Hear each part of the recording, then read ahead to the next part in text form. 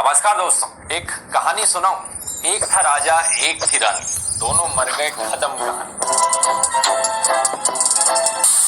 French revolution को अगर एक लाइन में समराइज करना है तो इसी तरीके से किया जा सकता है, लेकिन ऑब्वियसली ये कहानी काफी कॉम्प्लेक्स है, इसमें बहुत से ट्विस्ट और टर्न्स हैं और ये कहानी काफी जरूरी है। फ्रेंच रेवोल्यूशन को one of the most important events माना जाता है इतिहास, क्योंकि इसी रेवोल्यूशन के बाद शुरुआत हुई डेमोक्रेसी की दुनिया भर में, और यहाँ से ही लेफ्ट विंग और राइट विंग जैसे शब्द निकल कर आए। तो आज के इस वीडियो में आइए समझते हैं फ्रेंच रेवोल्यूशन को। French history has been marked by several violent and bloody revolutions. French Revolution is this extraordinary moment when people began to believe that you could actually recreate almost everything in a society. And a new republic would be born in blood.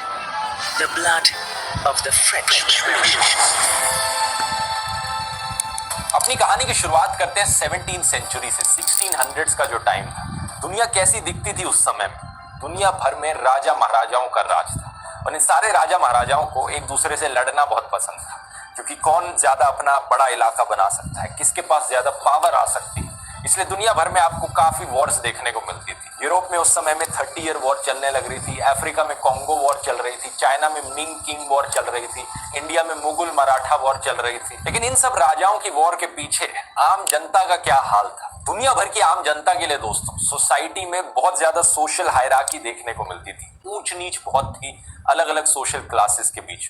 ये ऊंच नीच mainly 3 भागों में divided थी। पहले और सबसे top पर बैठे राजा और उनके नवाब लोग, जिन्हें हम एरिस्टोक्रेसी और नोबिलिटी करके भी पुकार सकते हैं। उसके नीचे आते हैं क्लर्गी, जिन्हें आप बिशप कह सकते हो, पुजारी कह सकते हो या उलेमा कह सकते हो। दुनिया के अलग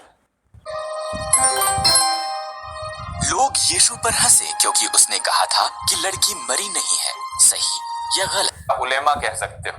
दुनिया के अलग अलग देशों में अलग अलग जगहों में अलग अलग नाम थे इन चीजों के लिए। और तीसरा भाग आम जनता, पेजेंट क्लास, किसान लोग। मैं थर्ड सेक्शन को मेनली किसान करके एड्रेस करूंगा, क्योंकि उस समय में ज्यादातर लोग एग्रीकल्चर के सेक्टर में एम्प्लॉयड थे। इस सोशल हायरार्की को आप काफी सिमिलर कह सकते हो इंडिया के कास्ट सिस्टम से, जहां ब्राह्मण, क्षत्रिय, वैश्य और शूद्र और दलित थे। अब एक सवाल यहां पर उठता है कि इतने सालों से यही चला आ रहा था, लिटरली हजारों सालों से लोग इस सिस्टम को एक्सेप्ट करते आए थे, उन्हें कोई दिक्कत नहीं थी, वो क्यों इस ऊंच नीच को टॉलरेट कर रहे थे लोग? इसका जवाब एक शब्द में दूं तो इसका आंसर होगा रिलीजन। ज्यादातर लोग उस समय में मानते थे कि राजाओं को भगवान ने चुना है राजा बनने के लिए। इस चीज को कहा जाता था the doctrine of divine right of Kings, कि भगवान ने राजा को राजा बनाया है और इसलिए किसी भी किंग की कोई अकाउंटेबिलिटी नहीं होनी चाहिए। और जो क्लर्गी थे, यानी पुजारी, मौलाना, प्रीस्ट, इन सब ने कहा कि हमें भगवान ने चुना है ठेकेदार बनने के लिए, हम बनेंगे यहाँ पर स्पिरिचुअलिटी के ठेकेदार, धर्म के ठेकेदार। ऐसे केस में पेजेंट्स का क्या, शूद्रास का क्या?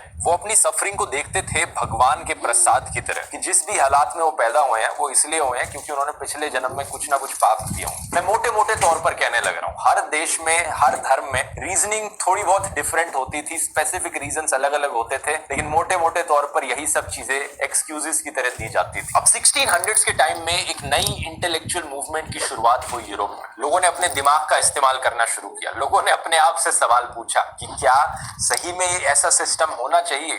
किसने हक दिया राजा को वहां पर गद्दी पर बैठने का? इस समय को द एज ऑफ इनलाइटमेंट करके पुकारा जाता है। अपने दिमाग का इस्तेमाल करो। रेने डेकार्टिस एक फ्रेंच फिलोसोफर और मैथमेटिशियन थे, जिन्हें अक्सर फादर ऑफ मॉडर्न फिलोसफी कहा जाता है। उनकी सबसे फेमस स्टेटमेंट थी, I think therefore I am. मैं सोच सकता हूं इसलिए मैं यहाँ पर मौजूद हूँ, जिंदा हूँ। थिंकिंग, रीजनिंग, ऑब्जर्विंग और क्वेश्चनिंग, ये कुछ ऐसी चीजें थी जो बेस बनी एज ऑफ एनलाइटमेंट का। उस समय में बाइबल में लिखा गया था कि सूरज धरती के अराउंड चक्कर लगाता है, लेकिन गलीलियो ने अपना टेलीस्कोप निकालकर जुपिटर की तरफ देखा और देखा कि कैसे जुपिटर के अराउंड उसके मून्स घूमने लग रहे हैं। और इसी से ही उन्होंने अपनी नई साइंटिफिक थ्योरी बनाई और कहा कि एक्चुअली में इसका उल्टा होता है, धरती सूरज के अराउंड चक्कर लगाती है। और इसे देखकर ये सारे धर्म के ठेकेदार बहुत भड़क गए। उन्होंने बोला कि कैसे सवाल उठा लिया हमारी बाइबल पर। उन्होंने गलीलियो को लाइफ इम्प्रिजनमेंट पर डाल। लेकिन गलीलियो अकेले इंसान नहीं थे। आइजैक न्यूटन ने फिर अपने 3 न्यूटन्स लॉज ऑफ मोशन बनाए। ऐसे ही ढेर सारे साइंटिस्ट उभर कर आए, जिन्होंने आसपास होने वाली नेचुरल चीजों की साइंटिफिक एक्सप्लेनेशंस देनी शुरू करी। रिलीजन एक्चुअली में था क्या? समय समय पर कोई बंदा आकर खड़ा होकर कहता कि मैं यहाँ पर मसीहा हूं, मैं इसका अवतार हूं, और ये रहा रिलीजियस स्क्रिप्चर। जो यहाँ लिखा गया है उसी में ही आपको यकीन करना पड़ेगा, इस पर कोई सवाल नहीं किए जा सकते। लेकिन अब सवाल किया जाने लगा। रिलीजन को जस्टिफाई करना काफी मुश्किल बन गया था, इसलिए फिर एक नई विचारधारा उभर कर आई जिसे कहा जाता है डीइज्म। इसे स्टार्ट किया गया था राइटर एडवर्ड हर्बर्ट के द्वारा इंग्लैंड में। इन्होंने कहा जो स्क्रिप्चर्स में यहाँ पर लिखा गया है उस पर सवाल किया जा सकता है। ये जो मिरेकल्स होते हैं, ये प्रोफेसीज होती हैं, ऐसा सब कुछ नहीं होता, ये सब बकवास है। इन्होंने कहा भगवान ने इस दुनिया को बनाया होगा, लेकिन अब भगवान ने इंटरफेयर करना छोड़ दिया है इस दुनिया में। और अगर इंसानों को भगवान तक पहुंचना है तो उन्हें रीजन का इस्तेमाल करना पड़ेगा, अपने दिमाग का इस्तेमाल करना पड़ेगा। इस विचारधारा ने बेसिकली चर्च की अथॉरिटी पर एक बहुत बड़ा सवाल खड़ा किया कि कोई भी धर्म का ठेकेदार कौन होता है बताने वाला कि हमें जिंदगी कैसे जीनी चाहिए। जॉन लॉक ने divine rights of Kings theory को अपोज किया और यह कहा कि हर इंसान एक बराबर है, किसी एक इंसान को कोई हक नहीं है किसी पर राज करने का, और अगर यहाँ पर किसी को पावर दी जाती है गवर्न करने की तो उन्हें पहले जनता की परमिशन लेनी चाहिए। ये डेमोक्रेसी का जो ओरिजिनल आइडिया था यहां से उभर कर आया है। सरकार का पर्पस होना चाहिए कि वो अपने सिटीजन्स के नेचुरल राइट्स को प्रोटेक्ट कर सके, और अगर एक सरकार ऐसा नहीं कर पा रही है तो यहाँ पर नागरिकों को हक होना चाहिए सरकार को ओवरथ्रो करने का। मॉन्टेस्क्यू, थॉमस हॉब्स और रूसो कुछ और फिलोसोफर्स जिन्होंने सिमिलर आइडियाज को यहाँ पर बढ़ावा दिया। रूसो का एक बड़ा फेमस कोट है, man is born free and everywhere he is in chains. इंसान आजाद पैदा होता है लेकिन जहां देखो जंजीरों में बंधा हुआ है। ऐसा क्यों है? हर नागरिक के पास लिबर्टी होनी चाहिए। और ये लिबर्टी क्या चीज होती है? लिबर्टी बेसिकली होती है आजादी कुछ भी करने की, एज लॉन्ग एज आप किसी दूसरे को चोट नहीं पहुंचा रहे। Freedom to do everything which injures no one else, और हर किसी को ये आजादी इक्वली मिलनी चाहिए बाय द लॉ। ये सब जो भी चीजें मैंने आपको अभी तक बताई, ये सब उस समय की बुनियादी विचारधारा थी जिसके ऊपर फ्रेंच रेवोल्यूशन खड़ी हो पाई। अब बात करते हैं कि प्रैक्टिकली एग्जैक्टली हुआ क्या था फ्रांस में उस समय में। दोस्तों, जैसे मैंने आपको हायरार्कीज बताई थी, फ्रांस में भी वो 3 हायरार्कीज एग्जिस्ट करती थी, नोबिलिटी, क्लर्गी और पेजेंट्री। जो क्लर्गी थी, पंडित पुजारी थे, प्रीस्ट थे, वो एक रिलीजियस टैक्स इंपोज करते थे आम जनता के ऊपर, जिसे टाइथ करके बुलाया जाता था। ये 1/10 होता था किसी भी एग्रीकल्चर प्रोड्यूस का। जैसे कोई किसान अपनी फसल बना रहा है, उससे जितना भी पैसा कमा रहा है उसका 1/10 इन्हें क्लर्गी को देना पड़ता था एज रिलीजियस टैक्स। इसके अलावा नोबिलिटी ने भी अपना एक डायरेक्ट लैंड टैक्स लगाया था आम जनता के ऊपर, इसे टाइल कहते थे। लेकिन नोबिलिटी और क्लर्गी खुद से उस समय में ना के बराबर टैक्स पे करते थे। ज्यादातर ये टैक्स आम जनता पर लगाया जाता था, किसानों पर लगाया जाता था जो बहुत ज्यादा टैक्स पे करने लगे थे। उस समय की जो पेंटिंग्स थी वो इस सिचुएशन को डिस्क्राइब करती थी कि कैसे किसानों की कमर पर ये नोबिलिटी और क्लर्गी बैठकर चलने लगे रहे। इन टोटल फ्रांस में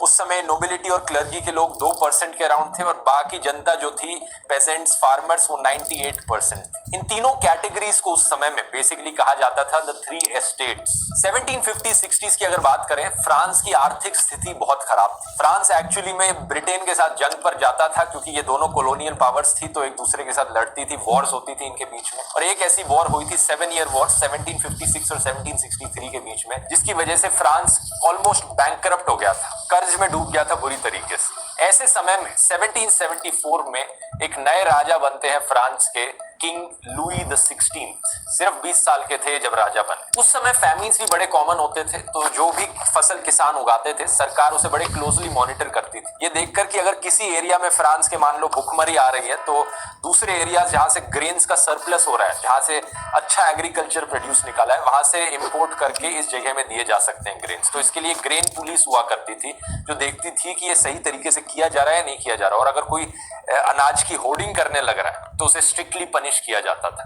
लेकिन जब लुई द 16th राजा बने, उन्होंने अपना फाइनेंस मिनिस्टर बनाया एक रॉबर्ट जैक्स टुर्गो नाम के आदमी को। ये एडम स्मिथ के बड़े करीबी दोस्त थे। एडम स्मिथ की बात मैंने कैपिटलिज्म वाले वीडियो में करी थी, जिनकी विचारधारा बेसिकली ये थी कि सरकार को बिल्कुल भी इंटरफेयर नहीं करना चाहिए किसी चीज में। तो यही विचारधारा जैक्स टुर्गो ने भी लगाई अपने फ्रांस में उस समय में। सितंबर 1774 में टुर्गो ने कुछ नए फार्म लॉज पास किए, जिन्हें आप काले कृषि कानून भी कह सकते हो, क्योंकि इन कानूनों ने बेसिकली सरकार की इंटरफेरेंस हटा दी। अब जो ग्रेन मर्चेंट्स थे वो अनाज को खरीद सकते थे और अपना होल्ड बैक करके रख सकते थे और एक बड़े दाम पर बेच सकते थे, जिसकी वजह से अनाज का दाम और ऊपर चला गया, खाने का दाम बढ़ गया बहुत बुरी तरीके से, इन्फ्लेशन देखने को मिली। और एज अ रिजल्ट अप्रैल में 1775 में राइट्स होने लग गए, दंगे होने लग गए, जिसे नाम दिया जाता है द फ्लावर वॉर।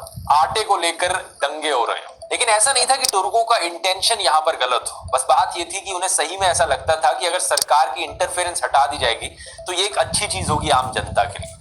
लेकिन जब ये चीज सक्सेसफुल नहीं हुई तो टुर्गो ने कहा कि हमें नोबिलिटी और क्लर्की पर भी एक टैक्स लगाना चाहिए ताकि अपनी देश की फाइनेंशियल सिचुएशन हम सुधार सकें। लेकिन ऊपर सत्ता में बैठे एक नोबिलिटी और क्लर्की ऐसा क्यों होने देते? टुर्गो को अपनी फाइनेंस मिनिस्टर की पोस्ट से हटा दिया गया 1776 में। इंटरेस्टिंगली 1776 वही साल था जिस साल अमेरिका देश को आजादी मिली। और अमेरिका में जो रेवोल्यूशनरीज थे, जो फ्रीडम फाइटर्स थे अमेरिका में, किसने सपोर्ट किया उनको आजादी दिलवाने में? फ्रांस के किंग लुई द 16th ने। इसके पीछे एक सिंपल रीजन ये था कि अमेरिका भी एक ब्रिटिश कॉलोनी थी और फ्रांस और ब्रिटेन उस समय में दुश्मन हुआ करते थे एक दूसरे के। तो फ्रांस ने अमेरिका को आजादी दिलाने में मदद करी क्योंकि उसका मतलब था कि ब्रिटेन बेसिकली उस एरिया को छोड़कर निकल जाएगा। लेकिन ऐसा करने से बहुत खर्चा उठाना पड़ा फ्रांस, और इसके बाद फ्रांस और ब्रिटेन के बीच में एक और जंग हो गई, the Anglo French war of 1778 to 1783। जो कर्ज थी फ्रांस देश के ऊपर वो और भी बढ़ गई, 2 बिलियन लिवरे तक पहुंच गई। अब इमेजिन करके देखो उस समय की सिचुएशन को, जनता बिल्कुल फकीरी में जी रही हो,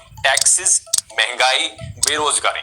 अब ऐसे समय में जो राजा हो फ्रांस का वो अपने लिए एक आलीशान महल बनवा दे तो कैसा लगेगा जनता को? किंग लुई ने एग्जैक्टली यही किया, बहुत सारा पैसा खर्च करके। वसाई शहर में एक बड़ा सा पैलेस था, उसमें ढेरों पैसे स्पेंड किए गए उसकी मेंटेनेंस के लिए और किंग लुई की अयाशी के लिए। अब इंटरेस्टिंग चीज पता है क्या दोस्तों, किंग लुई इकलौते नहीं थे अपने परिवार में ऐसा करने वाले। उनकी पत्नी जो थी मैरी एंटोनिएट, उनसे भी बड़ी महान आत्मा थी। अगर आप इतिहास में दुनिया के सबसे अयाश लोगों की एक लिस्ट बनाओगे तो टॉप पर उस लिस्ट में नाम हमेशा मैरी एंटोनिएट का आएगा, उनकी पत्नी का। कहा जाता है कि वो इतनी बड़ी अयाश।